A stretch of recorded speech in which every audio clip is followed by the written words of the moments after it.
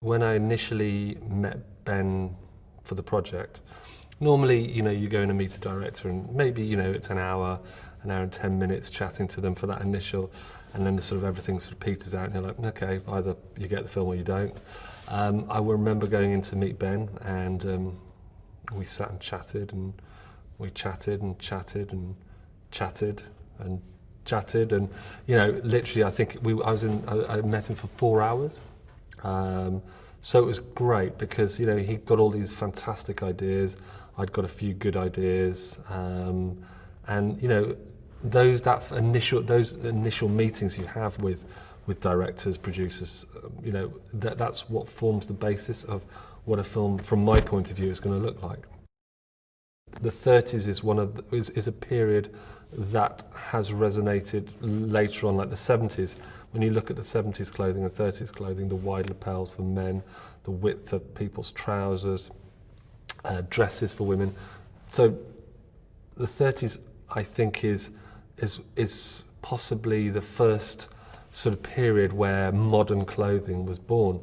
And you can go around the shops now and you can see the references for the 30s, and you can with 50s and 60s, but definitely the 30s. So you start doing your research, and then, as I say, you try to.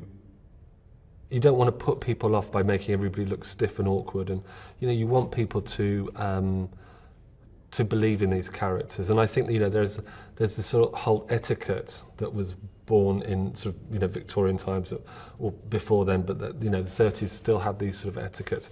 You would a man and a woman would wear a hat, they'd wear gloves, and sometimes I just don't actually go with it, because I sort of think at the same time we're not doing a historical drama for the V&A. We're making cinema, we're conveying emotions, and I think sometimes you can do that. And also, I feel that that some of the characters would break those rules. So yeah, that's sort of my method and how I go about creating the characters through the clothing.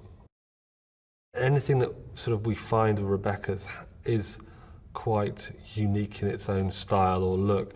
There's a pea green, well it's more like actually chroma key green coat, and there's a red dress that gets referenced throughout the film. We see a sort of a shadow of her throughout the film wearing this scarlet dress, and then there's a sort of an item of underwear that gets referenced, a sort of sheer black chiffon, sort of very sexual as well. And so yes, it's even though we don't see her, she's referenced in clothing quite a lot, and it's quite important to the film. When you have a director like Ben Wheatley on the film, he will make it unique. He is a fantastic auteur, and he has his own vision that will make it unique. He luckily, we still have filmmakers in the world that are like Ben, that make their films, and they don't,